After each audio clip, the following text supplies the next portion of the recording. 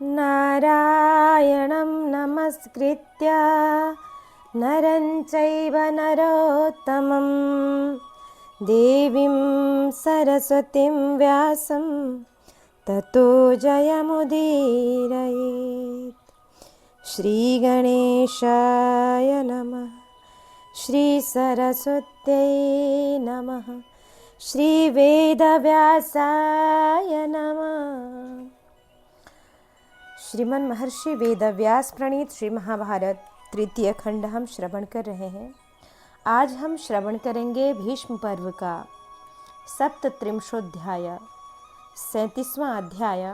श्रीमद् भगवत गीता का यह 13वां अध्याय है। आए यहाँ ज्ञान सहित क्षेत्र क्षेत्रज्ञ और प्रकृति पुरुष का वर्णन है।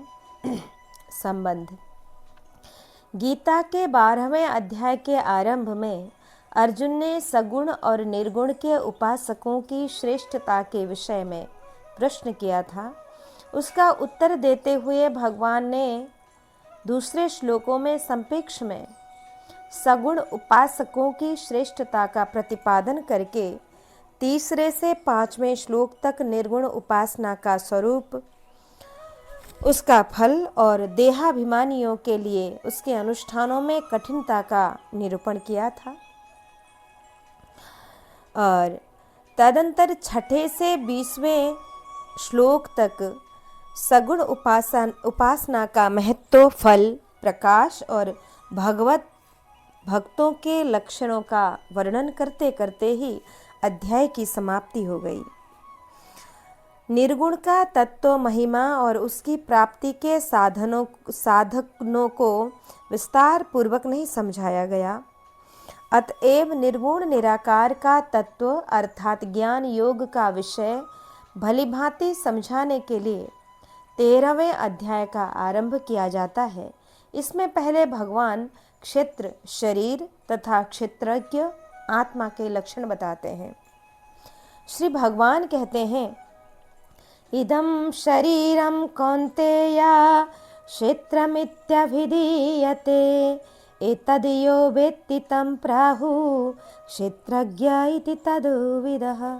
हे अर्जुन, यह शरीर क्षेत्र इस नाम से कहा जाता है और इसको जो जानता है उसको क्षेत्रज्ञ इस नाम से उनके तत्व को जानने वाले ज्ञानीजन कहते हैं।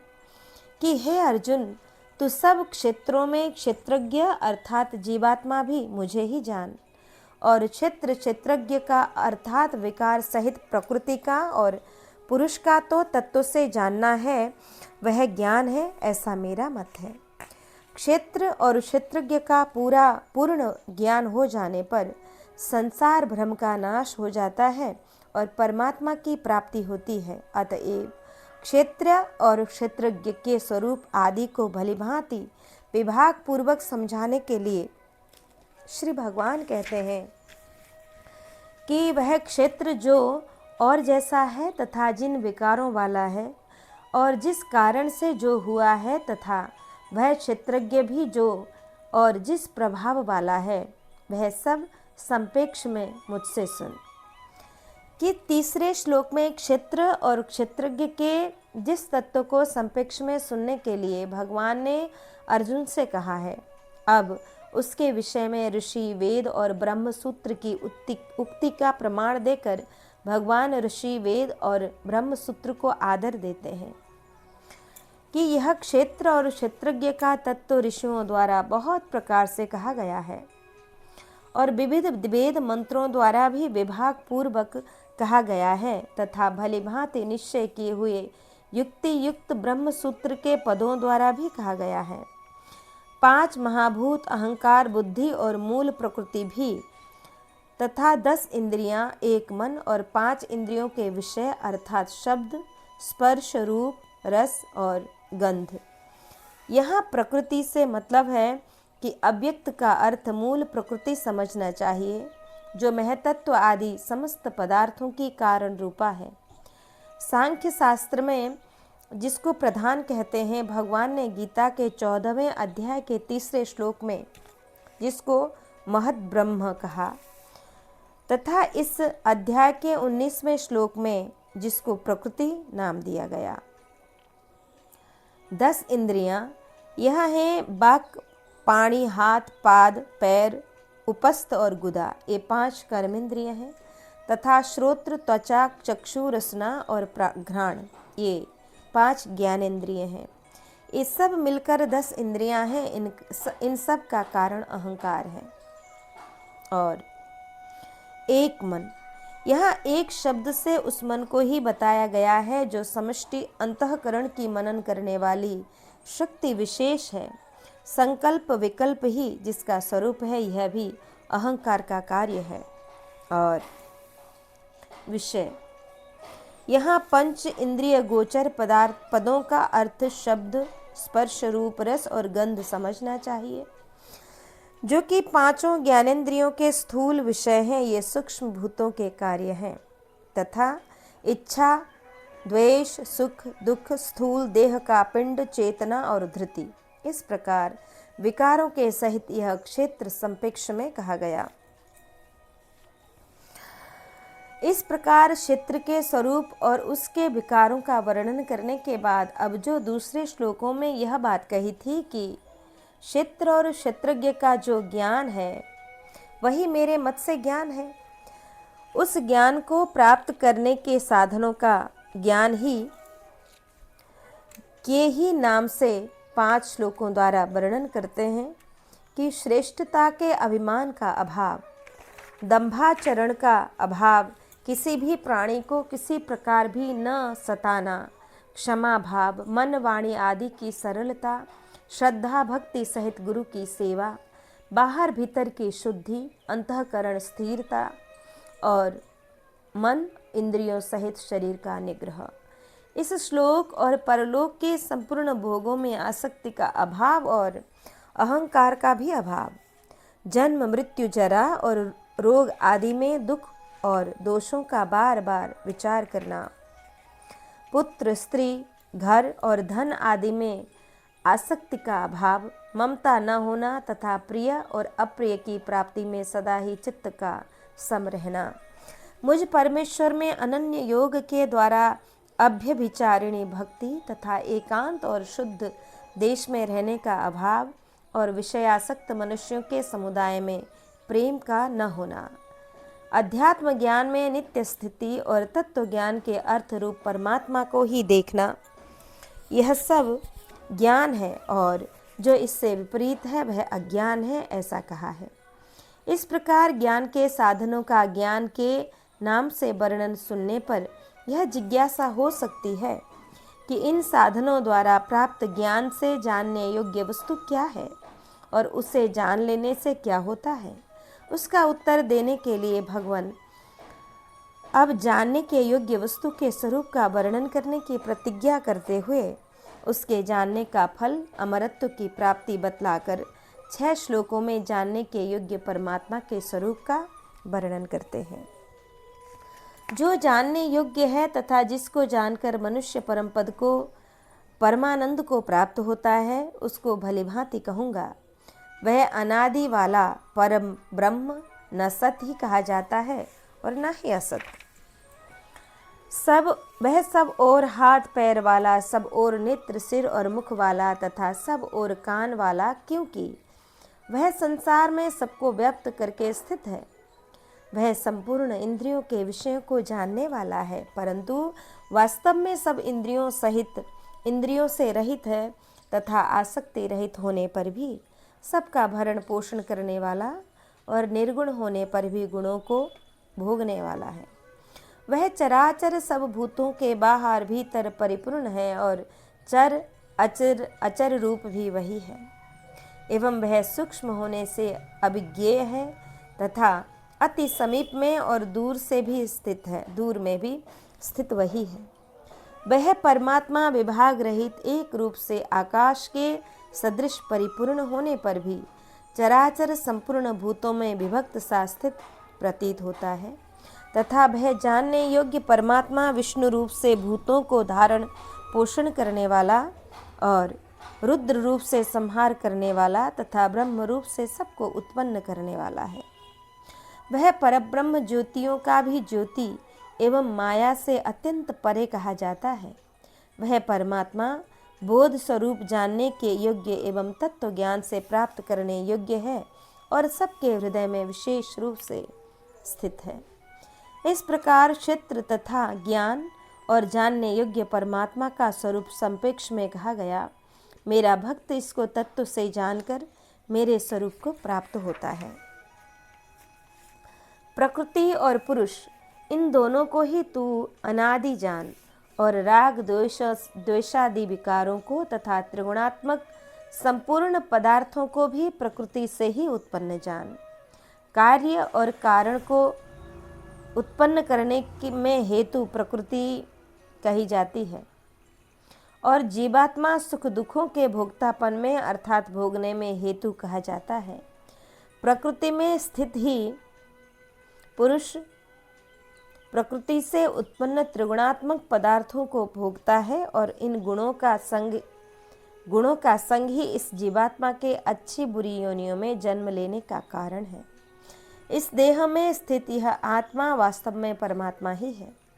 वही साक्षी होने से उपद्रष्टा और यथार्थ सम्मति देने वाला होने से अनुमंता, सबका धारण पोषण करने वाला होने से भरता, जीव रूप से भोक्ता, ब्रह्म आदि का भी स्वामी होने से महेश्वर और शुद्ध सच्चिदानंद घन होने से परमात्मा, ऐसा कहा गया है। इस प्रकार पुरुष को और गुणों के सहित प्रकृति को जो मनुष्य तत्व से जानता है, वह सब प्रकार से कर्तव्य कर्म करता हुआ भी फिर नहीं जन्मता।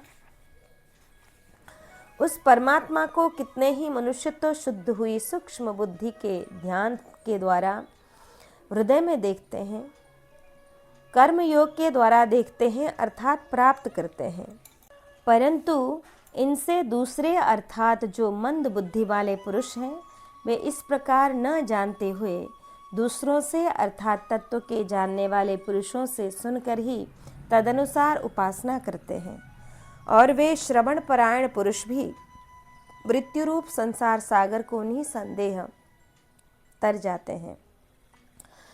और हे अर्जुन, कितने भी स्थावर जंगम प्राणी उत्पन्न होते हैं, उन सब को तू क्षेत्र और क्षेत्रज्ञ के संयोग से ही उत्पन्न जान। जो पुरुष नष्ट होते हुए सब चराचर भूतों में परमेश्वर को नाश रहित और समभाव से स्थित देखता है, वही यथार्थ देखता है।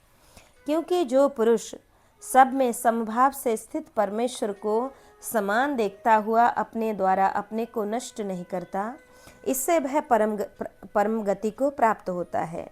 इस प्रकार नित्य विज्ञानानंद घन आत्म तत्व को सर्वत्र संभाव से देखने का महत्व और फल बतलाकर अब अगले श्लोकों में उसे अकर्ता देखने वाले की महिमा कहते हैं। और जो पुरुष संपूर्ण कर्मों को सब प्रकार से प्रकृति के द्वारा ही किए जाते हुए देखता है और आत्मा को अकर्ता देखता है, वही यथार्थ देखता है। जिस क्षण यह पुरुष भूतों के पृथक पृथक भाव को एक परमात्मा में ही स्थित तथा उस परमात्मा से ही संपूर्ण भूतों का विस्तार देखता है, उसी क्षण वह सच्चिदानंद घन ब्रह्म को प्राप्त हो जाता है। हे अर्जुन, अनादि होने से और निर्गुण होने से यह विनाशी परमात्मा शरीर में स्थित होने पर भी वास्तव में न तो कुछ करता है और न लिप्त ही होता है। कि शरीर में स्थित होने पर भी आत्मा क्यों नहीं लिप्त होता, इस पर कहते हैं कि जिस प्रकार सर्वत्र व्याप्त आकाश सूक्ष्म होने के कारण लिप्त नहीं होता, वैसे ही देह में सर्वत्र स्थित आत्मा निर्गुण होने के कारण देह के गुणों से लिप्त नहीं होता। शरीर में स्थित होने पर भी आत्मा करता क्यों नहीं है, इस पर कहते हैं कि हे अर्जुन, जिस प्रकार एक ही सूर्य इस संपूर्ण ब्रह्मांड को प्रकाशित करता है, उसी प्रकार एक ही आत्मा संपूर्ण क्षेत्र को प्रकाशित करता है। इस प्रकार क्षेत्र और क्षेत्रज्ञ के भेद को तथा कार्य सहित प्रकृति से मुक्त होने को जो पुरुष ज्ञान नेत्रों द्वारा तत्व से जानते हैं, वे महात्मा जन परम ब्रह्म परमात्मा को प्राप्त होते हैं।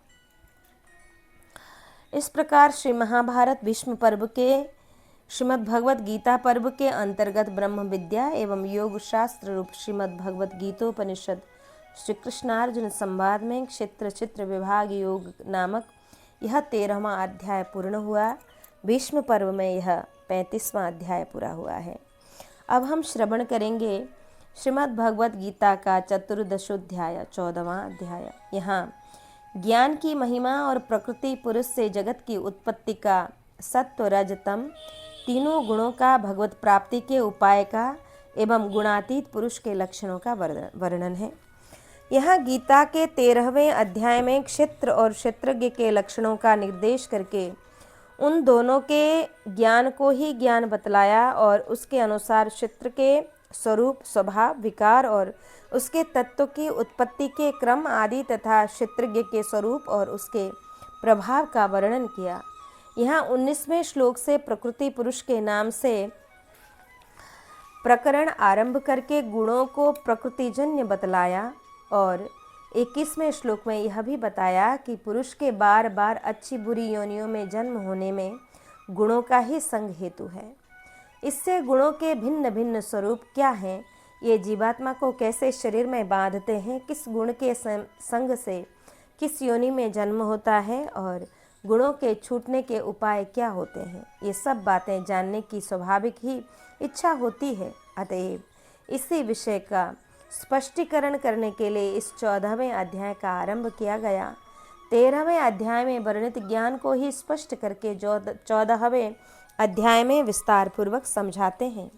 श्री भगवान कहते हैं, परम भूय प्रवक्ष्यामि ज्ञानानां ज्ञानमुत्तमम् यज्ञात्वा मुनयः सर्वे पराम सिद्धिमितो गताः। कि श्री भगवान बोले, ज्ञानों में भी अति उत्तम उस परम ज्ञान को मैं फिर कहूँगा जिसको जानकर सब मुनिजन इस संसार से मुक्त होकर परम सिद्धि को प्राप्त हो गए हैं। इस ज्ञान को आश्रय करके अर्थात धारण करके मेरे स्वरूप को प्राप्त हुए पुरुष सृष्टि के आदि में पुनः उत्पन्न नहीं होते और प्रलय काल में भी व्याकुल नहीं होते। हे अर्जुन, मेरी महत ब्रह्म रूप मूल प्रकृति संपूर्ण भूतों की योनि है, अर्थात गर्भाधान का स्थान है और मैं उस योनि में चेतना समुदाय रूप गर्भ को स्थापित करता हूँ। उस जड़ चेतन के संयोग से सब भूतों की उत्पत्ति होती है। हे अर्जुन, नाना प्रकार की सब योनियों में जितनी मूर्तियाँ अर्थात शरीरधारी प्राणी उत्पन्न होते हैं, प्रकृति तो उन सब की गर्भ धारण करने वाली माता है और मैं बीज को स्थापित करने वाला पिता हूँ। हे अर्जुन, सत्व गुण, रजोगुण और तमोगुण ये प्रकृति से उत्पन्न तीनों गुण अविनाशी जीवात्मा को शरीर में बांधते हैं। हे निष्पाप, उन तीनों गुणों में सत्वगुण तो निर्मल होने के कारण प्रकाश करने वाला और विकार रहित है। वह सुख के संबंध से और ज्ञान के संबंध से अर्थात उसके अभिमान से बांधता है। हे अर्जुन, राग रूप रजोगुण को कामना और आसक्ति से उत्पन्न जान। वह इस जीवात्मा को कर्मों के और उनके फल के संबंध से बांधता है। हे अर्जुन, सब देहाभिमानियों को मोहित करने वाले तमोगुण को तो अज्ञान से उत्पन्न जान।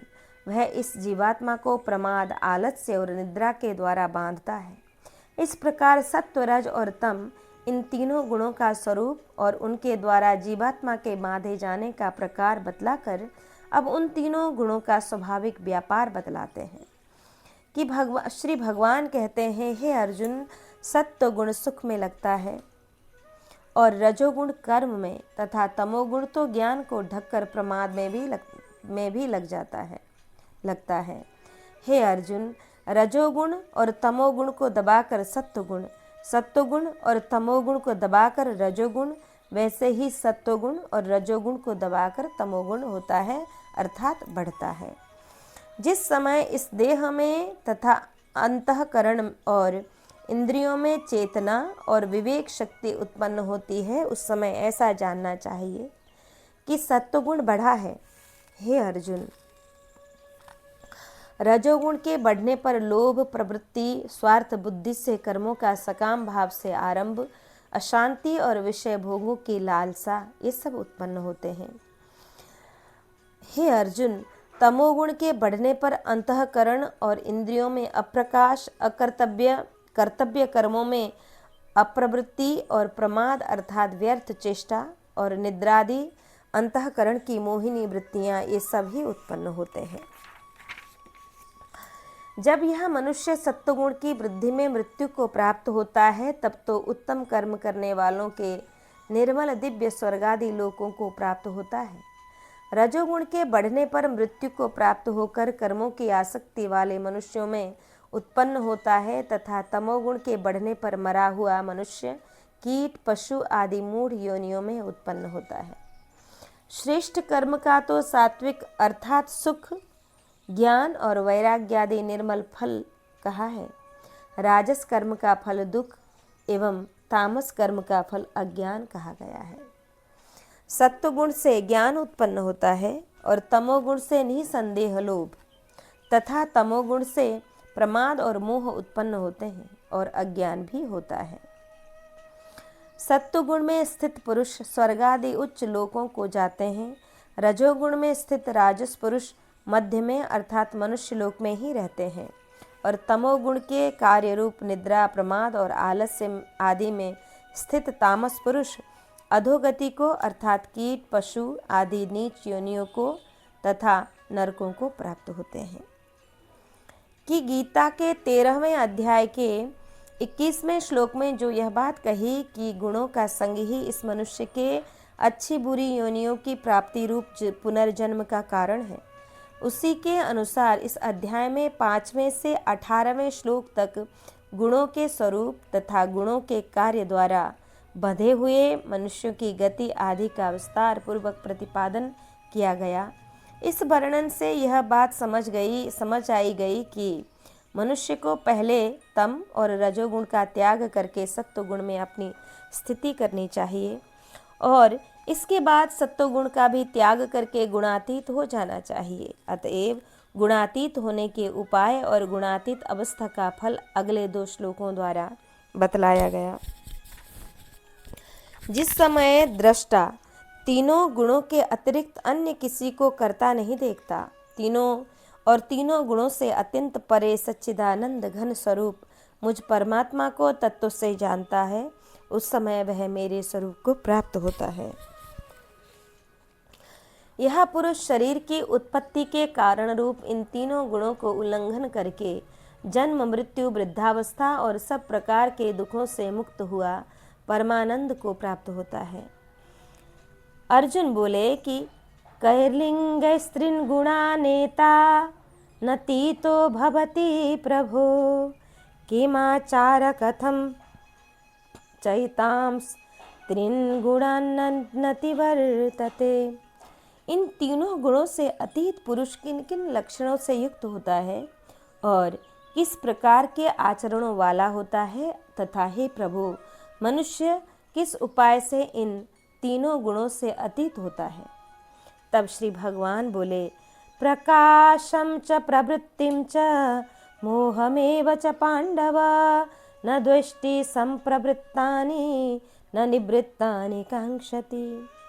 हे अर्जुन, जो पुरुष सत्वगुण के कार्य रूप प्रकाश को और रजोगुण के कार्य रूप प्रवृत्ति को तथा तमोगुण के कार्य रूप मोह को भी न तो प्रवृत्ति होने पर उनसे द्वेष करता है और न निवृत्ति होने पर उनकी आकांक्षा करता है, जो साक्षी के सदृश स्थित हुआ गुणों के द्वारा विचलित नहीं किया जा सकता और गुण ही गुणों में बरतते हैं, ऐसा समझता हुआ जो सच्चिदानंद घन परमात्मा में एक ही भाव से स्थित रहता है एवं उस स्थिति से कभी विचलित नहीं होता, जो निरंतर आत्म भाव में स्थित दुख सुख को समान समझने वाला, मिट्टी पत्थर और स्वर्ण में समान भाव वाला ज्ञानी, प्रिय तथा अप्रिय को एक सा मानने वाला और अपनी निंदा स्तुति में भी समान भाव वाला है।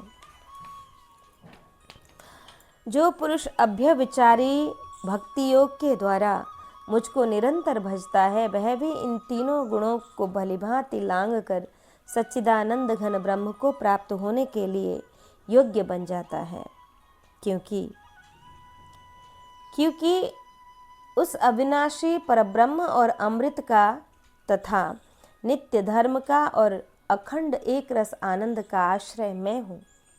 इस प्रकार श्री महाभारत भीष्म पर्व के अंतर्गत श्रीमद् भगवद गीता के अंतर्गत ब्रह्म विद्या और योग शास्त्र रूप श्रीमद् भगवद गीतोपनिषद में श्री कृष्णार्जुन संवाद में गुणत्रय विभाग योग नामक 14वां अध्याय यहाँ पूर्ण हुआ।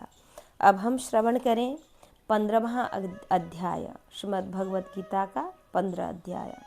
यहाँ संसार वृक्ष का, भगवत प्राप्ति के उपाय का, जीवात्मा का, प्रभाव सहित परमेश्वर के स्वरूप का एवं क्षर, अक्षर और पुरुषोत्तम के तत्व का वर्णन है कि गीता के 14वें अध्याय में 5वें से 18वें श्लोक तक तीनों गुणों के स्वरूप, उनके कार्य एवं उनकी बंधन कारिता का और बंधे हुए मनुष्यों की उत्तम, मध्यम और अधम गति आदि का विस्तार पूर्वक वर्णन करके 19वें और 20वें श्लोक में उन गुणों से अतीत होने का उपाय और फल बतलाया गया। उसके बाद अर्जुन के पूछने पर 22वें 25वें श्लोक तक गुणातीत पुरुष के लक्षणों के और आचरणों का वर्णन करके 26वें श्लोकों में सगुण परमेश्वर के अभ्यविचारिणी भक्ति योग को गुणों से अतीत होकर ब्रह्म प्राप्ति के लिए योग्य बनने का सरल उपाय बतलाया कि अतएव भगवान में अभ्यविचारिणी भक्ति योग रूप अनन्य प्रेम उत्पन्न कराने के उद्देश्य से अब उस सगुण परमेश्वर पुरुषोत्तम भगवान के गुण, प्रभाव और स्वरूप का एवं गुणों से अतीत होने में प्रधान साधन वैराग्य और भगवत शरणागति का वर्णन करने के लिए 15वें अध्याय का आरंभ किया और यहाँ पहले संसार में वैराग्य उत्पन्न करने के उद्देश्य से 3 श्लोकों द्वारा संसार का वर्णन वृक्ष के रूप में करते हुए वैराग्य रूप शस्त्र द्वारा उसका छेदन करने के लिए कहते हैं। श्री भगवान कहते हैं कि ऊर्ध्वमूलमधः शाखा मश्वत्थं प्राहुरव्ययं छन्दांसि यस्य पर्णानि यस्तं वेद स वेदवित्। श्री भगवान बोले कि आदि पुरुष परमेश्वर मूल वाले और ब्रह्मा रूप मुख्य शाखा वाले जिस संसार रूप पीपल के वृक्ष को अविनाशी कहते हैं तथा वेद जिसके पत्ते कहे गए हैं, उस संसार रूप वृक्ष को जो पुरुष मूल सहित तत्व से जानता है वह वेद के तात्पर्य को जानने वाला है। उस संसार वृक्ष की तीनों गुणों रूप जल के द्वारा बढ़ी हुई एवं विषय भोग रूप कोपलों वाली देव, मनुष्य और तिर्यक आदि योनि रूप शाखाएं नीचे और ऊपर सर्वत्र फैली हुई हैं तथा मनुष्य लोक में कर्मों के अनुसार बांधने वाली अहमता, ममता और वासना रूप जड़ें भी नीचे और ऊपर सभी लोकों में व्याप्त हो रही हैं। इस संसार वृक्ष का स्वरूप जैसा कहा है वैसा यहाँ विचार काल में नहीं पाया जाता, क्योंकि न तो इसका आदि है और न ही अंत, तथा न इसकी अच्छी प्रकार से स्थिति ही है। इसलिए इस अहमता, ममता और वासना रूप अति दृढ़ मूलों वाले संसार रूप पीपल के वृक्ष को दृढ़ वैराग्य रूप शस्त्र द्वारा काटकर और उसके पश्चात उस परम पद रूप परमेश्वर को भलीभांति खोजना चाहिए, जिसमें गए हुए पुरुष फिर लौटकर संसार में नहीं आते और जिस परमेश्वर से इस पुरातन संसार वृक्ष की प्रवृत्ति विस्तार को प्राप्त हुई है, उसी आदि पुरुष नारायण के मैं शरण हूँ। इस प्रकार दृढ़ निश्चय करके उस परमेश्वर का मनन और निधिध्यासन करना चाहिए। अब उपर्युक्त प्रकार से आदि पुरुष परम पद स्वरूप परमेश्वर की शरण होकर उसको प्राप्त हो जाने वाले पुरुषों के लक्षण बतलाए जाते हैं, जिनका मान और मोह नष्ट हो गया है, जिन्होंने आसक्ति रूप दोष को जीत लिया है, जिनकी परमात्मा के स्वरूप में नित्य स्थिति है और जिनकी कामनाएं पूर्ण रूप से नष्ट हो गई हैं, वे सुख दुख नामक द्वंद्व से विमुक्त ज्ञानी जन उस अविनाशी परम पद को प्राप्त होते हैं। जिस परम पद को प्राप्त होकर मनुष्य लौटकर संसार में नहीं आते, उस स्वयं प्रकाश परम पद को न सूर्य, प्रकाशित कर सकता है, न चंद्रमा और न अग्नि ही। वही मेरा परम धाम है। पहले तीसरे श्लोक तक संसार वृक्ष के नाम से क्षर पुरुष का वर्णन किया। उसमें जीव स्वरूप अक्षर पुरुष के बंधन का हेतु, उसके द्वारा मनुष्य योनि में अहमता, ममता और आसक्ति पूर्वक किए हुए कर्मों को बताया तथा उस बंधन से छूटने का उपाय सृष्टिकर्ता आदि पुरुष पुरुषोत्तम की शरण ग्रहण करना बताया। इस पर यह जिज्ञासा होती है कि उपर्युक्त प्रकार से बंधे हुए जीव का क्या स्वरूप है और उसका वास्तविक स्वरूप क्या है, उसे कौन कैसे जानता है। अतः इन सब बातों का स्पष्टीकरण करने के लिए पहले जीव का स्वरूप बतलाते हैं कि ममई वांसो जीव लोके जीवभूत सनातनः मनः षष्ठानींद्रियाणि प्रकृतिस्थानि कर्षति। इस देह में यह सनातन जीवात्मा मेरा ही अंश है और वही इन प्रकृति में स्थित मन और पांचों इंद्रियों को आकर्षण करता है।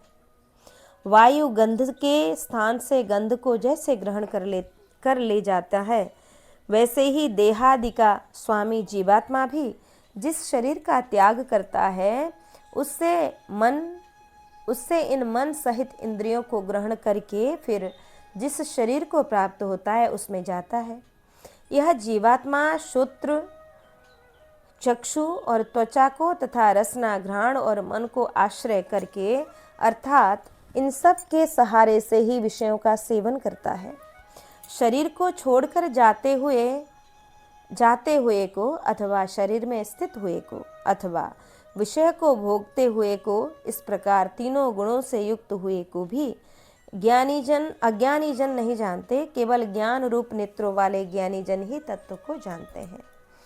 यत्न करने वाले योगी जन भी अपने हृदय में स्थित इस आत्मा को तत्व से जानते हैं, किंतु जिन्होंने अपने अंतःकरण को शुद्ध नहीं किया है, ऐसे अज्ञानी जन तो यत्न करने पर भी इस आत्मा को नहीं जानते। सूर्य में स्थित जो तेज संपूर्ण जगत को प्रकाशित करता है तथा जो तेज चंद्रमा में है और जो अग्नि में है, उसको तू मेरा ही तेज जान। और मैं ही पृथ्वी में प्रवेश करके अपनी शक्ति से सब भूतों को धारण करता हूँ और रस स्वरूप अर्थात अमृतमय चंद्रमा होकर संपूर्ण औषधियों को अर्थात वनस्पतियों को पुष्ट करता हूँ। मैं ही सब प्राणियों के शरीर में स्थित रहने वाला प्राण और अपान से संयुक्त वैश्वानर अग्नि रूप होकर 4 प्रकार के अन्न को पचाता हूँ। मैं ही सब प्राणियों के हृदय में अंतर्यामी रूप से स्थित हूँ तथा मुझसे ही स्मृति, ज्ञान और अपोहन होता है और सब वेदों द्वारा मैं ही जानने के योग्य हूँ तथा वेदांत का कर्ता और वेदों को जानने वाला भी मैं ही हूँ। इस संसार में नाशवान और अविनाशी भी ये 2 प्रकार के पुरुष हैं। इनमें संपूर्ण भूत प्राणियों के शरीर तो नाशवान और जीवात्मा अविनाशी कहा जाता है। इन दोनों से उत्तम पुरुष तो अन्य ही है, जो तीनों लोकों में प्रवेश करके सबका धारण पोषण करता है तथा अविनाशी परमेश्वर और परमात्मा इस प्रकार कहा गया है। क्योंकि मैं नाशवान जड़ वर्ग क्षेत्र से तो सर्वथा अतीत हूँ और अविनाशी जीवात्मा से भी उत्तम हूँ, इसलिए लोक में और वेद में भी पुरुषोत्तम नाम से प्रसिद्ध हूँ। हे भारत, जो ज्ञानी पुरुष मुझको इस प्रकार तत्व से पुरुषोत्तम जानता है, वह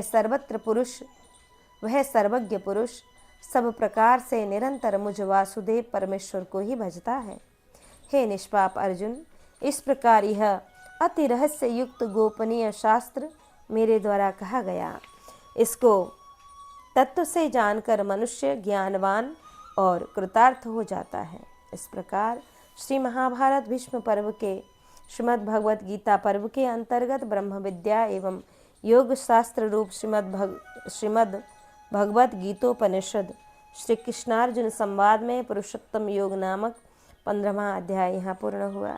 अब हम श्रवण करेंगे 44वां। यहाँ श्रीमद् भगवत गीता का 16वां अध्याय 16वां अध्याय है और भीष्म पर्व का यह 40वां अध्याय श्रवण करेंगे।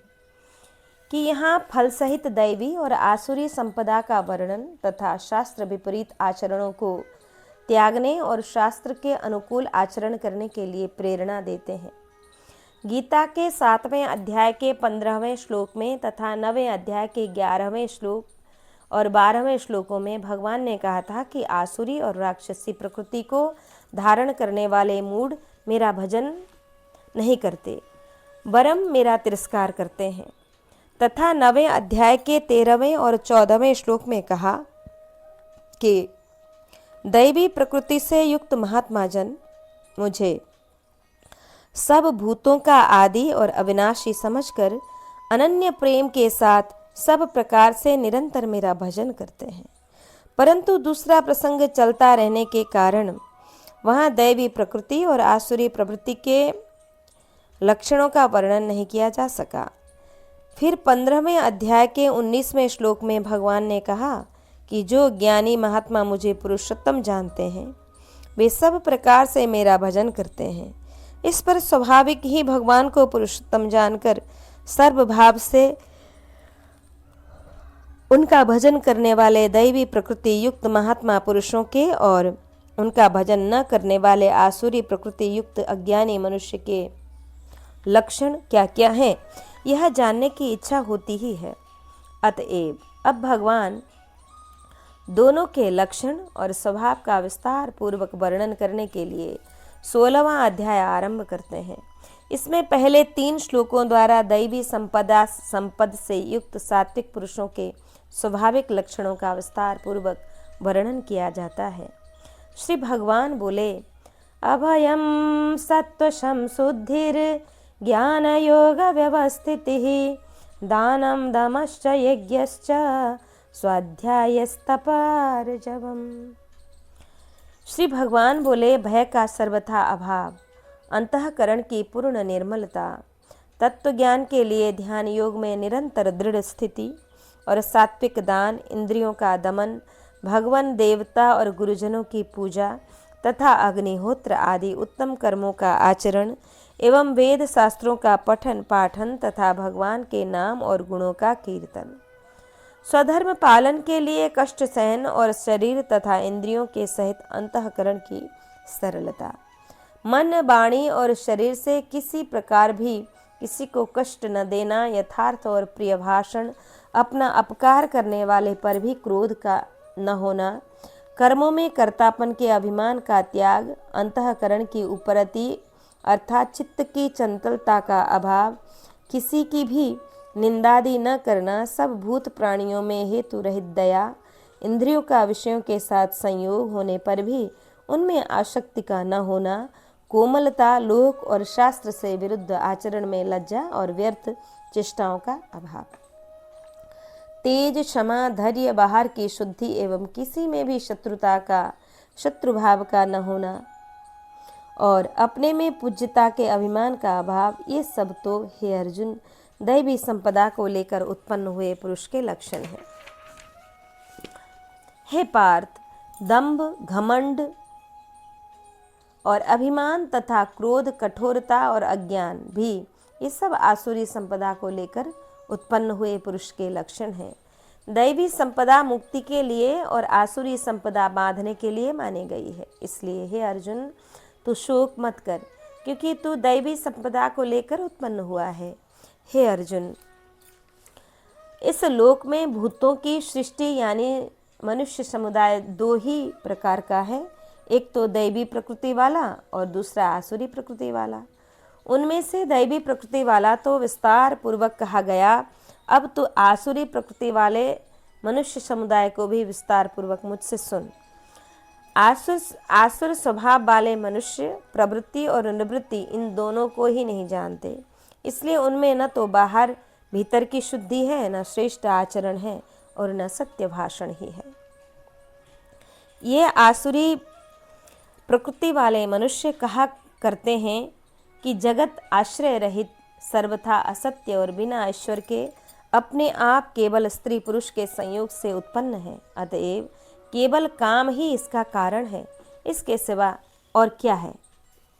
इस मिथ्या ज्ञान को अवलंबन करके जिनका स्वभाव नष्ट हो गया है तथा जिनकी बुद्धि मंद है, वे सबका अपकार करने वाले क्रूर कर्मी मनुष्य केवल जगत के नाश के लिए ही समर्थ होते हैं। वे दंभ, मान और मद से युक्त मनुष्य किसी प्रकार भी पूर्ण न होने वाली कामनाओं का आश्रय लेकर अज्ञान से मिथ्या सिद्धांतों को ग्रहण करके और भ्रष्ट आचरणों को धारण करके संसार में विचरते हैं तथा वे मृत्यु पर्यंत रहने वाली असंख्य चिंताओं का आश्रय लेने वाले, विषय भोगों के भोगों में तत्पर रहने वाले और इतना ही सुख है इस प्रकार मानने वाला होते हैं। वे आकाश की सैकड़ों फांसियों में बंधे हुए मनुष्य काम क्रोध के परायण होकर विषय भोगों के लिए अन्यायपूर्वक धनादि पदार्थों को संग्रह करने की चेष्टा करते रहते हैं। वे सोचा करते हैं कि मैंने आज यह प्राप्त कर लिया है और अब इस मनोरथ को प्राप्त कर लूँगा, मेरे पास यह इतना धन है और फिर यह भी हो जाएगा। वह शत्रु मेरे द्वारा मारा गया और उन दूसरे शत्रुओं को भी मैं मार डालूँगा। मैं ईश्वर हूँ, ऐश्वर्य को भोगने वाला हूँ, मैं सब सिद्धियों से युक्त हूँ और बलवान तथा सुखी हूँ। मैं बड़ा धनी और बड़े कुटुंब वाला हूँ, मेरे समान दूसरा कौन है। मैं यज्ञ करूँगा, दान दूंगा और आमोद प्रमोद करूँगा। इस प्रकार अज्ञान से मोहित रहने वाले तथा अनेक प्रकार के भ्रमित चित्त वाले मोह रूप जाल से समावृत और विषय भोगों में अत्यंत आसक्त आसुर लोग महान अपवित्र नरक में गिरते हैं। वे अपने आप को ही श्रेष्ठ मानने वाले घमंडी पुरुष धन और मान के मद से युक्त होकर केवल नाम मात्र के यज्ञों द्वारा पाखंड से शास्त्र विधि रहित यजन करते हैं। वे अहंकार, बल, घमंड, कामना और क्रोधादि के परायण और दूसरों की निंदा करने वाले पुरुष अपने और दूसरों के शरीर में स्थित मुझ अंतर्यामी से द्वेष करने वाले होते हैं। उन द्वेष करने वाले पापाचारी और क्रूर कर्मी नराधमों को मैं संसार में बार बार आसुरी योनि में ही डालता हूँ। हे अर्जुन, वे मूढ़ मुझको न प्राप्त होकर जन्म जन्म में आसुरी योनियों को प्राप्त होते हैं, फिर उससे भी अति नीच गति को ही प्राप्त होते हैं, अर्थात घोर नरक में पड़ते हैं। काम, क्रोध तथा लोभ ये तीन प्रकार के नरक में के द्वारा आत्मा का नाश करने वाले अर्थात उसको अधोगति में ले जाने वाले हैं। अतएव इन तीनों को त्याग देना चाहिए। हे अर्जुन, इन तीनों नरक के द्वारों से मुक्त पुरुष अपने कल्याण का आचरण करता है, इससे वह परम गति को जाता है अर्थात मुझको प्राप्त होता है। जो पुरुष शास्त्र विधि को त्याग कर अपनी इच्छा से मनमाना आचरण करता है, वह न सिद्धि को प्राप्त होता है और न परम गति को ही और न सुख को।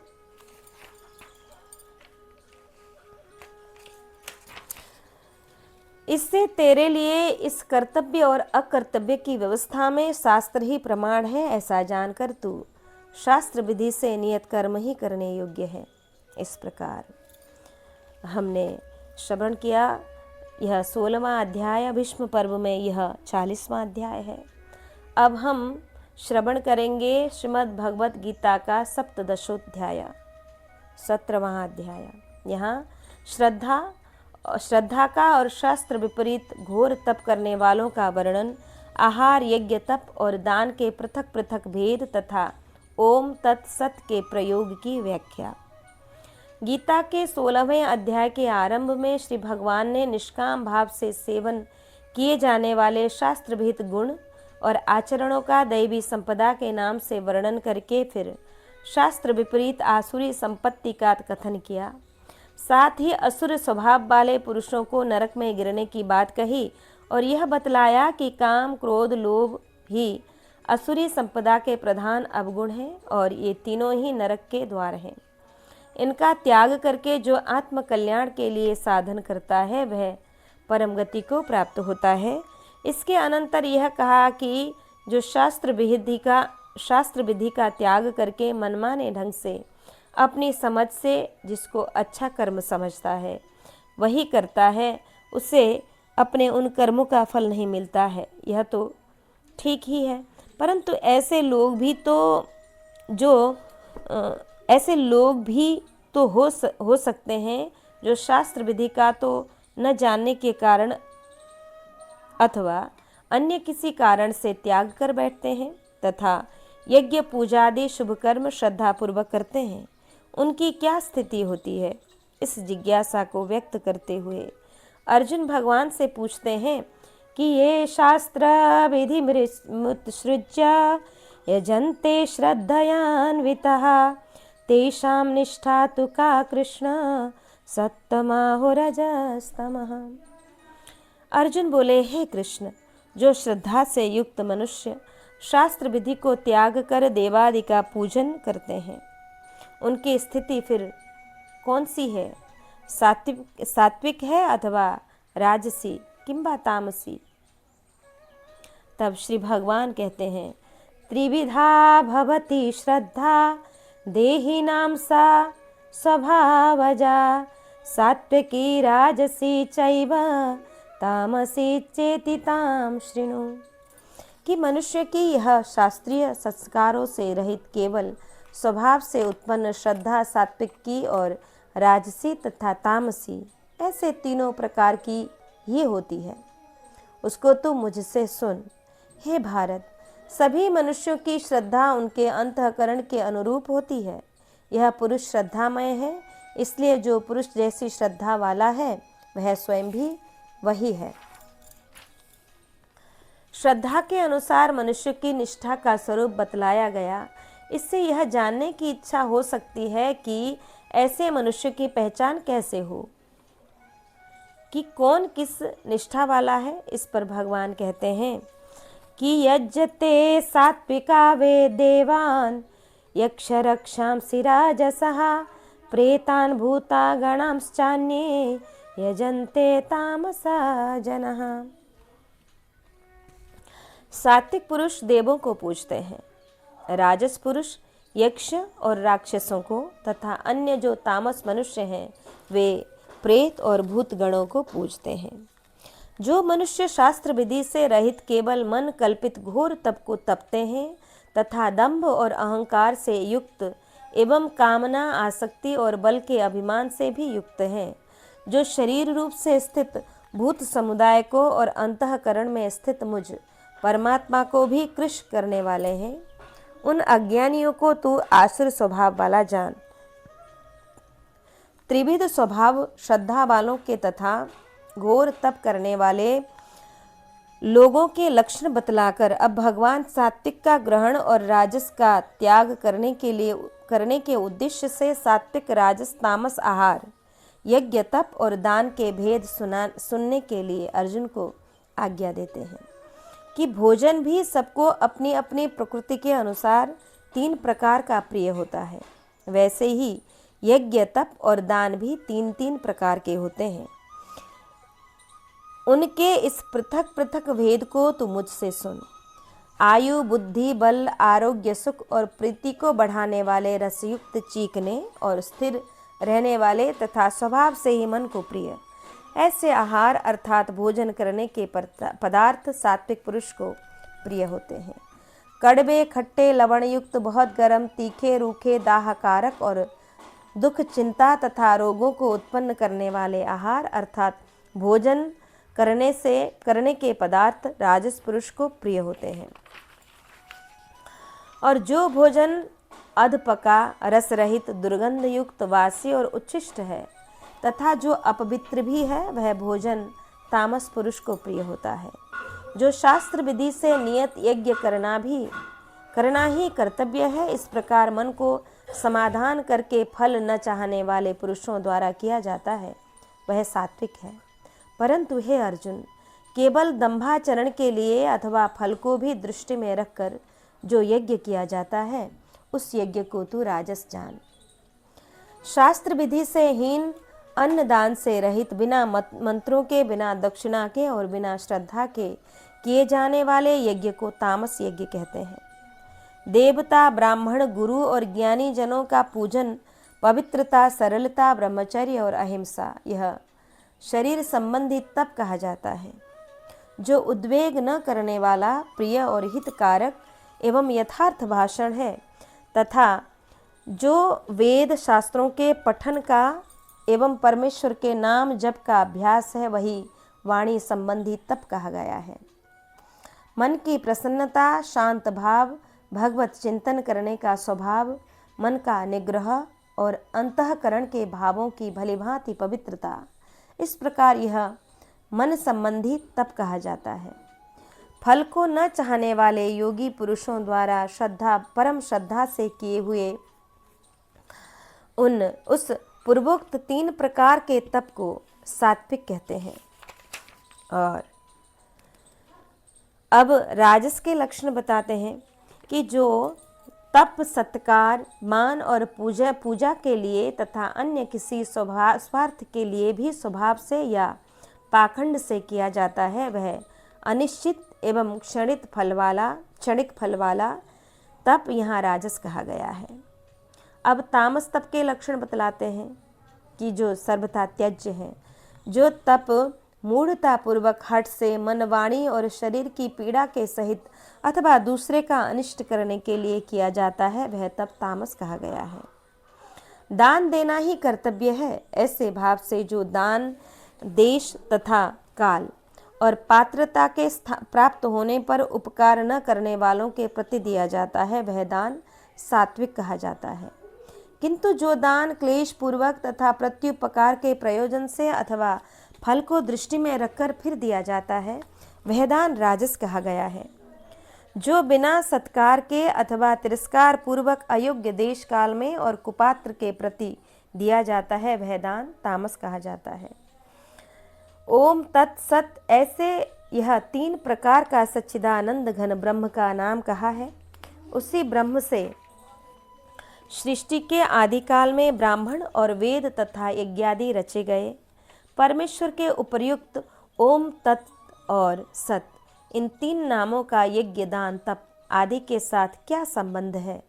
ऐसे जिज्ञासा होने पर कहते हैं कि इसलिए वेद मंत्रों का उच्चारण करने वाले श्रेष्ठ पुरुषों की शास्त्र विधि से नियत यज्ञ, दान और तप रूप क्रियाएं तथा सदा ओम इस परमात्मा के नाम को उच्चारण करके ही आरंभ होती है। तत् अर्थात तत् नाम से कहे जाने वाले परमात्मा का ही यह सब है। इस भाव से फल को न चाहकर नाना प्रकार की यज्ञ, तप रूप क्रियाएं तथा दान रूप क्रियाएं कल्याण की इच्छा वाले पुरुषों द्वारा की जाती हैं। सत्य, इस प्रकार यह परमात्मा का नाम सत्य भाव में और श्रेष्ठ भाव में प्रयोग किया जाता है तथा हे पार्थ, उत्तम कर्म में भी सत शब्द का प्रयोग किया जाता है तथा यज्ञ, तप और दान से जो स्थिति है, यज्ञ, दान और तप में जो स्थिति है वह भी सत इस प्रकार की कही जाती है और उस परमात्मा के लिए किया हुआ कर्म निश्चय पूर्वक सत ऐसे कहा जाता है। इस प्रकार श्रद्धा पूर्वक किए हुए शास्त्र विहित यज्ञ, तप, दान आदि कर्मों का महत्व बतलाया गया। उसे सुनकर यह जिज्ञासा होती है कि जो शास्त्र विहित यज्ञादि कर्म बिना श्रद्धा के किए जाते हैं उनका क्या फल होता है। इस पर भगवान इस अध्याय का उपसंहार करते हुए कहते हैं कि हे अर्जुन, बिना श्रद्धा के किया हुआ हवन, दिया हुआ दान एवं तपा हुआ तप और जो कुछ भी किया हुआ शुभ कर्म है वह समस्त असत इस प्रकार कहा जाता है। इसलिए वह न तो इस श्लोक में लाभदायक है और न मरने के बाद ही। इस प्रकार हमने भीष्म पर्व का यह 41वां अध्याय और श्रीमद् भगवत गीतोपनिषद का यह 17वां अध्याय श्रवण किया। अब हम श्रीमद् भगवत गीता का 18वां अध्याय और भीष्म पर्व का यह 42वां अध्याय श्रवण करेंगे, जिसमें त्याग का, सांख्य सिद्धांत का, फल सहित वर्ण धर्म का, उपासना सहित ज्ञान निष्ठा का, भक्ति सहित निष्काम कर्म योग का एवं गीता के महात्म्य का वर्णन हम श्रवण करेंगे। यहाँ गीता के दूसरे अध्याय के 11वें श्लोक से गीता के उपदेश का आरंभ हुआ। वहाँ से आरंभ करके 30वें श्लोक तक भगवान ने ज्ञान योग का उपदेश दिया और प्रसंगवश क्षात्र धर्म की दृष्टि से युद्ध करने की कर्तव्यता का प्रतिपादन करके 39वें श्लोक से लेकर अध्याय की समाप्ति पर्यंत कर्म योग का उपदेश दिया। उसके बाद तीसरे अध्याय से 17वें अध्याय तक कहीं ज्ञान योग की दृष्टि से और कहीं कर्म योग की दृष्टि से परमात्मा की प्राप्ति के बहुत से साधन बतलाए। उन सबको सुनने के अनंतर अब अर्जुन इस 18वें अध्याय में समस्त अध्यायों के उपदेश का सार जानने के उद्देश्य से भगवान के सामने संन्यास यानी ज्ञान योग का और त्याग यानी फलाशक्ति के त्याग रूप कर्म योग का तत्व भली भांति अलग अलग जानने की इच्छा प्रकट करते हैं। अर्जुन बोले कि संन्यासस्य महाबाहो तत्त्वमिच्छामि वेदितुम त्यागस्य च ऋषिकेश पृथक् केशि निषूदन। कि हे महाबाहो, हे अंतर्यामिन, हे वासुदेव, मैं संन्यास और त्याग के तत्व को पृथक पृथक जानना चाहता हूँ। तब श्री भगवान बोले, काम्यानां कर्मणां न्यासं संन्यासं कवयो विदुः सर्वकर्म फलत्यागं प्राहुस्त्यागं विचक्षणा। कि कितने ही पंडित जन तो काम्य कर्मों के त्याग को संन्यास समझते हैं तथा दूसरे विचार कुशल पुरुष सब कर्मों के फल के त्याग को त्याग कहते हैं। कई एक विद्वान ऐसा कहते हैं कि कर्म मात्र दोषयुक्त है, इसलिए त्यागने के योग्य है, और दूसरे विद्वान यह कहते हैं कि यह दान यज्ञ और तप रूप कर्म त्यागने योग्य नहीं है। इस प्रकार संन्यास और त्याग के विषय में विद्वानों के भिन्न भिन्न मत बतलाकर अब भगवान त्याग के विषय में अपना निश्चय बतलाना आरंभ करते हैं। हे पुरुष श्रेष्ठ अर्जुन, संन्यास और त्याग इन दोनों में से पहले त्याग के विषय में तू मेरा निश्चय सुन, क्योंकि त्याग सात्विक राजस और तामस भेद से 3 प्रकार का कहा गया है। यज्ञ दान और तपरूप कर्म त्याग करने के योग्य नहीं है, बल्कि वह तो अवश्य कर्तव्य है, क्योंकि यज्ञ दान और तप ये तीनों ही कर्म बुद्धिमान पुरुष को पवित्र करने वाले हैं। इसलिए हे पार्थ, यह यज्ञ दान और तपरूप कर्मों को तथा और भी संपूर्ण कर्तव्य कर्मों को आसक्ति और फलों का त्याग करके अवश्य करना चाहिए। यह मेरा निश्चय किया हुआ उत्तम मत है। निषिद्ध और काम्य कर्मों का तो स्वरूप से त्याग करना उचित ही है, परंतु नियत कर्म का स्वरूप से त्याग उचित नहीं है। इसलिए मोह के कारण उसका त्याग कर देना तामस त्याग कहा गया है। जो कुछ कर्म है वह सब दुख रूप ही है, ऐसा समझकर यदि कोई शारीरिक क्लेश के भय से कर्तव्य कर्मों का त्याग कर दे तो वह ऐसा राजस त्याग करके त्याग के फल को किसी प्रकार भी नहीं पाता।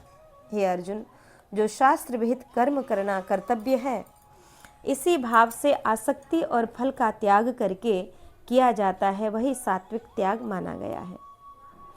जो मनुष्य अकुशल कर्म से तो द्वेष नहीं करता और कुशल कर्म में आसक्त नहीं होता, वह शुद्ध सत्व गुण से युक्त पुरुष संशय रहित बुद्धिमान और सच्चा त्यागी है। क्योंकि शरीरधारी किसी भी मनुष्य के द्वारा संपूर्णता से सब कर्मों का त्याग किया जाना शक्य नहीं है। इसलिए जो कर्म फल का त्यागी है वही त्यागी है, यह कहा जाता है। कर्म फल का त्याग न करने वाले मनुष्यों को मनुष्य के कर्मों का तो अच्छा बुरा और मिला हुआ ऐसे 3 प्रकार का फल मरने के पश्चात अवश्य होता है, किंतु कर्म फल का त्याग कर देने वाले मनुष्य के कर्मों का फल किसी काल में भी नहीं होता। पहले श्लोक में अर्जुन ने संन्यास और त्याग का तत्व अलग अलग जानने की इच्छा प्रकट की थी। उसका उत्तर देते हुए भगवान ने दूसरे और तीसरे श्लोकों में इस विषय पर विद्वानों के भिन्न भिन्न मत बतलाकर अपने मत के अनुसार चौथे श्लोक से 12वें श्लोक तक त्याग का यानी कर्म योग का तत्व भलीभांति समझाया। अब संन्यास का यानी सांख्य योग का तत्व समझाने के लिए पहले सांख्य सिद्धांत के अनुसार कर्मों की सिद्धि में 5 हेतु बतलाते हैं। हे महाबाहो, संपूर्ण कर्मों की सिद्धि के ये 5 हेतु कर्मों का अंतः करने के लिए उपाय बतलाने वाले सांख्य शास्त्र में कहे गए हैं, उसको तू मुझसे भलीभांति जान। इस विषय में अर्थात कर्मों की सिद्धि में अधिष्ठान और कर्ता तथा भिन्न भिन्न प्रकार के करण एवं नाना प्रकार की अलग अलग चेष्टाएं और वैसे ही पांचवा हेतु दैव है। मनुष्य मन, वाणी और शरीर से शास्त्रानुकूल अथवा विपरीत जो कुछ भी कर्म करता है उसके ये पांचों कारण हैं कि इस प्रकार सांख्ययोग के सिद्धांत से समस्त कर्मों की सिद्धि के अधिष्ठानादि 5 कारणों का निरूपण करके अब वास्तव में आत्मा का कर्मों से कोई संबंध नहीं है। आत्मा सर्वथा शुद्ध, निर्विकार और अकर्ता है। यह बात समझाने के लिए आत्मा को कर्ता मानने वाले की निंदा करके अकर्ता मानने वाले की स्तुति करते हैं। परंतु ऐसा होने पर भी जो मनुष्य अशुद्ध बुद्धि होने के कारण उस विषय में यानी कर्मों के होने में केवल शुद्ध स्वरूप आत्मा को कर्ता समझता है, मन मलिन बुद्धि वाला अज्ञानी यथार्थ नहीं समझता। जिस पुरुष के अंतःकरण में मैं करता हूँ ऐसा भाव नहीं है तथा जिसकी बुद्धि सांसारिक पदार्थों में और कर्मों में लिपायमान नहीं होती, वह पुरुष इन सब लोकों को मारकर भी वास्तव में न तो मरता है और न पाप से बंधता है। ज्ञाता, ज्ञान और ज्ञेय, यह 3 प्रकार की कर्म प्रेरणा है और कर्ता, करण तथा क्रिया, यह 3 प्रकार का कर्म संग्रह है। गुणों की संख्या करने वाले शास्त्रों में ज्ञान और कर्म तथा कर्ता गुणों के भेद से 3 प्रकार के ही कहे गए हैं। उनको भी तू मुझसे भली भांति सुन कि जिस ज्ञान से पृथक पृथक सब भूतों में एक अविनाशी परमात्मा भाव को विभाग रहित समभाव से स्थित देखता है, उस ज्ञान को तू सात्विक जान। किंतु जो ज्ञान अर्थात जिस ज्ञान के द्वारा मनुष्य संपूर्ण भूतों में भिन्न भिन्न प्रकार के नाना भावों को अलग अलग जानता है, उस ज्ञान को तू राजस जान। परंतु जो ज्ञान एक कार्य रूप शरीर में संपूर्ण के सदृश आसक्त है तथा जो बिना युक्ति वाला तात्विक अर्थ से रहित और तुच्छ है, वह तामस कहा गया है। जो कर्म शास्त्र विधि से नियत किया हुआ और कर्तापन के अभिमान से रहित हो तथा फल न चाहने वाले पुरुष द्वारा बिना राग द्वेष के किया गया हो, वह सात्विक कहा जाता है। परंतु जो कर्म बहुत परिश्रम से युक्त है तथा भोगों को चाहने वाले पुरुष द्वारा या अहंकार युक्त पुरुष द्वारा किया जाता है, वह कर्म राजस कहा गया है। जो कर्म परिणाम, हानि, हिंसा और सामर्थ्य को न विचार कर केवल अज्ञान से आरंभ किया जाता है, वह तामस कहा जाता है। जो कर्ता संग रहित अहंकार के वचन न बोलने वाला, धैर्य और उत्साह से युक्त तथा कार्य के सिद्ध होने और न होने में हर्ष शोकादि विकारों से रहित है, वह सात्विक कहा जाता है। जो कर्ता आसक्ति से युक्त कर्मों के फल को चाहने वाला और लोभी है तथा दूसरों को कष्ट देने के स्वभाव वाला अशुद्धाचारी और हर्ष शोक से लिप्त है, वह राजस कहा गया है। जो कर्ता अयुक्त शिक्षा से रहित घमंडी, धूर्त और दूसरों की जीविका का नाश करने वाला तथा शोक करने वाला आलसी और दीर्घ सूत्री है, वह तामस कहा जाता है। हे धनंजय, अब तू बुद्धि का और धृति का भी गुणों के अनुसार 3 प्रकार का भेद मेरे द्वारा संपूर्णता से विभाग पूर्वक कहा जाने वाला सुन कि हे पार्थ, जो बुद्धि प्रवृत्ति मार्ग और निवृत्ति मार्ग को, कर्तव्य और अकर्तव्य को, भय और अभय को तथा बंधन और मोक्ष को यथार्थ जानती है, वह बुद्धि सात्विकी है। हे पार्थ, मनुष्य जिस बुद्धि के द्वारा धर्म और अधर्म को तथा कर्तव्य और अकर्तव्य को भी यथार्थ नहीं जानता, वह बुद्धि राजसी है।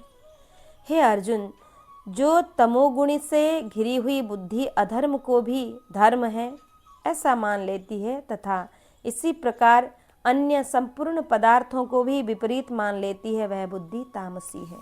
हे पार्थ, जिस अभ्यविचारिणी धारण शक्ति से मनुष्य ध्यान योग के द्वारा मन, प्राण और इंद्रियों की क्रियाओं को धारण करता है, वह धृति सात्विकी है। परंतु हे प्रथापुत्र अर्जुन, फल की इच्छा वाला मनुष्य जिस धारण शक्ति के द्वारा अत्यंत आसक्ति से धर्म, अर्थ और कामों को धारण करता है, वह धारण शक्ति राजसी है। हे पार्थ, दुष्ट बुद्धि वाला मनुष्य जिस धारण शक्ति के द्वारा निद्रा, भय, चिंता और दुख को तथा उत्तमता को भी नहीं छोड़ता, अर्थात धारण किए रहता है, वह धारण शक्ति तामसी है। उस सुख के भी सात्विक, राजस और तामस इस प्रकार 3 भेद क्रम से बतलाते हैं। हे भरत श्रेष्ठ, अब 3 प्रकार के सुख को भी तू मुझसे सुन।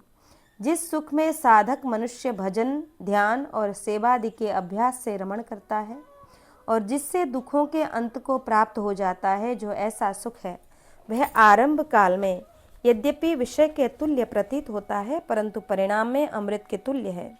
इसलिए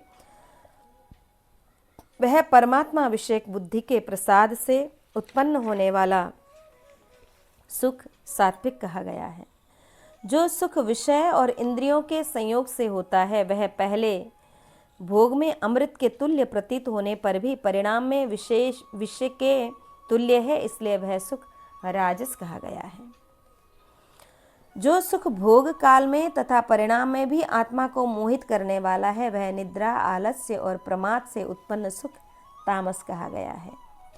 पृथ्वी में या आकाश में अथवा देवताओं में तथा इनके सिवा और कहीं भी ऐसा कोई भी सत्व नहीं है जो प्रकृति से उत्पन्न इन तीनों गुणों से रहित हो। हे परंतप अर्जुन, ब्राह्मण, क्षत्रिय और वैश्यों के तथा शूद्रों के कर्म स्वभाव से उत्पन्न गुणों द्वारा विभक्त किए गए हैं। अंतःकरण निग्रह करना, इंद्रियों का दमन करना, धर्म पालन के लिए कष्ट सहना, बाहर भीतर से शुद्ध रहना, दूसरों के अपराध को क्षमा करना, मन, इंद्रिय और शरीर को सरल रखना, वेद शास्त्र, ईश्वर और परलोक आदि में श्रद्धा रखना, वेद शास्त्रों का अध्ययन अध्यापन करना और परमात्मा के तत्व का अनुभव करना, ये सब के सब भी ब्राह्मण के स्वाभाविक कर्म हैं। शूरवीरता, तेज, धैर्य, चतुरता और युद्ध में न भागना, दान देना और स्वभाव, ये सब के सब क्षत्रियों के स्वाभाविक कर्म हैं। खेती, गोपालन, क्रय विक्रय रूप सत्य व्यवहार, ये वैश्य के स्वाभाविक कर्म हैं तथा सब वर्णों की सेवा करना शूद्र का भी स्वाभाविक कर्म है। इस प्रकार चारों वर्णों के स्वाभाविक कर्मों का वर्णन करके अब भक्ति युक्त कर्मयोग का स्वरूप और फल बतलाने वाले के लिए उन कर्मों का किस प्रकार आचरण करने से मनुष्य अनायास परम सिद्धि को प्राप्त कर लेता है, यह बात 2 श्लोकों में बताते हैं कि अपने अपने स्वाभाविक कर्मों में तत्परता से लगा हुआ मनुष्य भगवत प्राप्ति रूप परम सिद्धि को प्राप्त हो जाता है। अपने स्वाभाविक कर्म में लगा हुआ मनुष्य जिस प्रकार से कर्म करके परम सिद्धि को प्राप्त होता है, उस विधि को तो सुन। जिस परमेश्वर से संपूर्ण प्राणियों की उत्पत्ति हुई है और जिससे यह समस्त जगत व्याप्त है, उस परमेश्वर की अपने स्वाभाविक कर्मों द्वारा पूजा करके मनुष्य परम सिद्धि को प्राप्त हो जाता है। अच्छी प्रकार आचरण किए हुए दूसरे के धर्म से गुण रहित भी अपना धर्म श्रेष्ठ है, क्योंकि स्वभाव से नियत किए हुए स्वधर्म रूप कर्म को करता हुआ मनुष्य पाप को नहीं प्राप्त होता। अतएव हे कुंती पुत्र, दोषयुक्त होने पर भी सहज कर्म को नहीं त्यागना चाहिए, क्योंकि धुएं से अग्नि की भांति सभी कर्म किसी न किसी दोष से युक्त हैं। सर्वत्र आसक्ति रहित, बुद्धि वाला, स्पृहा रहित और जीते हुए अंतःकरण वाला पुरुष सांख्य योग के द्वारा उस परम नैष्कर्म्य सिद्धि को प्राप्त होता है, जो कि ज्ञान योग की पराविष्टा है, निष्ठा है।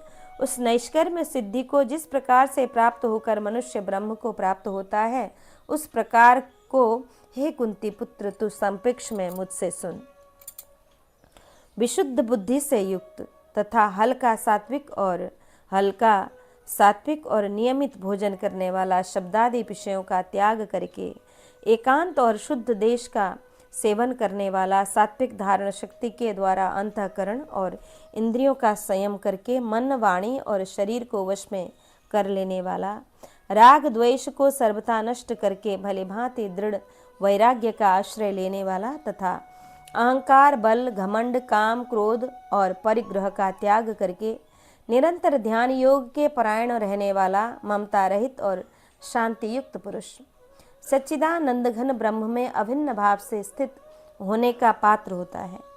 फिर वह सच्चिदानंद घन ब्रह्म में एक ही भाव से स्थित प्रसन्न मन वाला योगी न तो किसी के लिए शोक करता है और न किसी की आकांक्षा ही करता है। ऐसा समस्त प्राणियों में समभाव वाला योगी मेरी पराभक्ति को प्राप्त हो जाता है। उस पराभक्ति के द्वारा वह मुझ परमात्मा को मैं जो हूँ और जितना हूँ ठीक वैसा का वैसा तत्व से जान लेता है तथा उस भक्ति से मुझको तत्व से जानकर तत्काल ही मुझ में प्रविष्ट हो जाता है। मेरे परायण हुआ कर्म योगी तो संपूर्ण कर्मों को सदा करता हुआ भी मेरी कृपा से सनातन अविनाशी परमपद को प्राप्त हो जाता है। सब कर्मों का मन से मुझ में अर्पण करके तथा समबुद्धि रूप योग को अवलंबन करके मेरे परायण और निरंतर मुझ में विचित्त वाला हो। उपर्युक्त प्रकार से मुझ में चित्त वाला होकर तू मेरी कृपा से समस्त संकटों को अनायास ही पार कर जाएगा और यदि अहंकार के कारण मेरे वचनों को न सुनेगा तो नष्ट हो जाएगा, अर्थात परमार्थ से भ्रष्ट भी हो जाएगा। जो तू अहंकार का आश्रय लेकर यह मान रहा है कि मैं युद्ध नहीं करूँगा, तेरा यह निश्चय मिथ्या है, क्योंकि तेरा स्वभाव मुझे जबरदस्ती युद्ध में लगा देगा। हे कुंती पुत्र, जिस कर्म को तू मोह के कारण करना नहीं चाहता उसको भी अपने पूर्वकृत स्वाभाविक कर्म से बंधा हुआ परवश होकर करेगा। पूर्व श्लोक में कर्म करने में मनुष्य को स्वभाव के अधीन बतलाया गया। इस पर यह शंका हो सकती है कि प्रकृति या स्वभाव जड़ है, वह किसी को अपने वश में कैसे कर सकता है। इसलिए श्री भगवान कहते हैं कि हे अर्जुन, शरीर रूप यंत्र में आरूढ़ हुए संपूर्ण प्राणियों को अंतर्यामी परमेश्वर अपनी माया से उनके कर्मों के अनुसार भ्रमण कराता हुआ सब प्राणियों के हृदय में स्थित है। कि यहाँ यह प्रश्न उठता है कि कर्म बंधन से छूटकर परम शांति लाभ करने के लिए मनुष्य को क्या करना चाहिए। इस पर श्री भगवान कहते हैं कि हे भारत, तू सब प्रकार से उस परमेश्वर की ही शरण में जा। तू परमात्मा की कृपा से ही तू परम शांति को तथा सनातन परम धाम को प्राप्त होगा। इस प्रकार यह गोपनीय से भी अति गोपनीय ज्ञान मैंने तुझसे कह दिया। अब तू इस रहस्य युक्त ज्ञान को पूर्णतया भलीभांति विचार कर जैसे चाहता है वैसा ही कर। संपूर्ण गोपनीयों से अति गोपनीय मेरे परम रहस्य युक्त वचन को तू फिर भी सुन। तू मेरा अतिशय प्रिय है, इससे यह परम हितकारक वचन मैं तुझसे कहूँगा। हे अर्जुन, तू मुझ में मन वाला हो, मेरा भक्त बन, मेरी पूजा करने वाला हो और मुझको प्रणाम कर। ऐसा करने से तू मुझे ही प्राप्त होगा, यह मैं तुझसे सत्य प्रतिज्ञा करता हूँ, क्योंकि तू मेरा अत्यंत प्रिय है। संपूर्ण धर्म को अर्थात संपूर्ण कर्तव्य कर्मों को मुझ में त्याग कर तू केवल एक मुझ सर्वशक्तिमान सर्वाधार परमेश्वर की ही शरण में आ जा। मैं तुझे संपूर्ण पापों से मुक्त कर दूंगा, तू शोक मत कर। तुझे यह गीतारूप रहस्यमय उपदेश किसी भी काल में न तो तप रहित मनुष्य से कहना चाहिए, न भक्ति रहित से और न बिना सुनने की इच्छा वालों से ही कहना चाहिए, तथा जो मुझ में दोष दृष्टि रखता है उससे तो कभी भी नहीं कहनी चाहिए। जो पुरुष मुझ में परम प्रेम करके अति परम रहस्य युक्त गीता शास्त्र को मेरे भक्तों में कहेगा वह मुझको ही प्राप्त होगा, इसमें कोई संदेह नहीं है।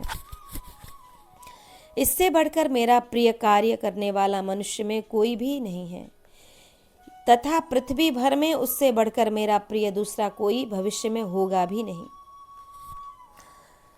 जो पुरुष इस धर्ममय हम दोनों के संवाद रूप गीता शास्त्र को पढ़ेगा, उसके द्वारा भी मैं ज्ञान यज्ञ से पूजित होऊंगा, ऐसा मेरा मत है।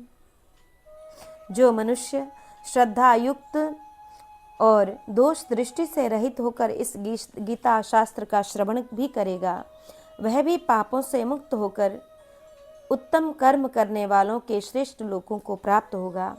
हे पार्थ, क्या इस गीता शास्त्र को तूने एकाग्र चित्त से श्रवण किया? और हे धनंजय, क्या तेरा अज्ञान जनित मोह नष्ट हो गया? तब अर्जुन बोले कि मोह नष्टो मोह स्मृतिर्लब्धा त्वत्प्रसादान्मयाच्युत स्थितोस्मि गत संदेह करिष्ये वचनम तव। हे अच्युत, आपकी कृपा से मेरा मोह नष्ट हो गया और मैंने स्मृति प्राप्त कर ली है। अब मैं संशय रहित होकर स्थित हूँ, अतः आपकी आज्ञा का पालन करूँगा। इस संबंध में इस प्रकार धृतराष्ट्र के प्रश्नानुसार भगवान श्री कृष्ण और अर्जुन के संवाद रूप गीता शास्त्र का वर्णन करके अब उसका उपसंहार करते हुए संजय धृतराष्ट्र के सामने गीता का महत्व प्रकट करते हैं कि संजय बोले, इत्याहं वासुदेवस्य पार्थस्य च महात्मनः संवादामि मम श्रौष मद्भुतं रोमहर्षणम्। इस प्रकार मैंने श्री वासुदेव के और महात्मा अर्जुन के इस अद्भुत रहस्य युक्त रोमांचकारक संवाद को सुना। श्री व्यास जी की कृपा से दिव्य दृष्टि पाकर मैंने इस परम गोपनीय योग को अर्जुन के प्रति कहते हुए स्वयं योगेश्वर भगवान श्री कृष्ण से प्रत्यक्ष सुना है। हे राजन, भगवान श्री कृष्ण और अर्जुन के इस रहस्य युक्त कल्याणकारक और अद्भुत संवाद को पुनः पुनः स्मरण करके मैं बार बार हर्षित हो रहा हूँ। हे राजन, श्री हरि के उस अत्यंत विलक्षण रूप को भी मैं पुनः पुनः स्मरण करके मेरे चित्त में महान आश्चर्य होता है और मैं बार बार हर्षित हो रहा हूँ। इस प्रकार अपनी स्थिति का वर्णन करते हुए गीता के उपदेश की और भगवान के अद्भुत रूप की स्मृति का महत्व प्रकट करके अब संजय धृतराष्ट्र से पांडवों की विजय की निश्चित संभावना प्रकट करते हुए इस अध्याय का उपसंहार करते हैं कि हे राजन, जहाँ योगेश्वर श्री कृष्ण हैं और जहाँ गांडीव धनुषधारी अर्जुन है, वहीं पर श्री विजय विभूति और अचल नीति है, ऐसा मेरा मत है। यत्र योगेश्वरः कृष्णो यत्र पार्थो धनुर्धरः यत्तत्र शिरविजयोर्भूतिर्ध्रुवा नीतिर्मतिर्ममः। हे राजन, जहाँ योगेश्वर श्री कृष्ण हैं और जहाँ गांडीव धनुषधारी अर्जुन है, वहीं पर श्री विजय विभूति और अचल नीति है, ऐसा मेरा मत है। इस प्रकार श्री महाभारत भीष्म पर्व के श्रीमद् भगवत गीता के अंतर्गत ब्रह्म विद्या एवं योग शास्त्र रूप श्रीमद् भगवत गीतोपनिषद श्री कृष्णार्जुन संवाद में मोक्ष संन्यास योग नामक यह 18वां अध्याय पूर्ण हुआ। भीष्म पर्व में यह 42वां अध्याय पूर्ण हुआ है। श्रीमद् भगवत गीता गीतोपनिषद श्रीमद् भगवत गीता का यहाँ पारायण पूर्ण हुआ। 1 से लेकर 18 अध्याय तक हमने श्रवण किया, बहुत ही आनंद आया है। आज इस पारायण को यहाँ विश्राम देंगे। जय जय।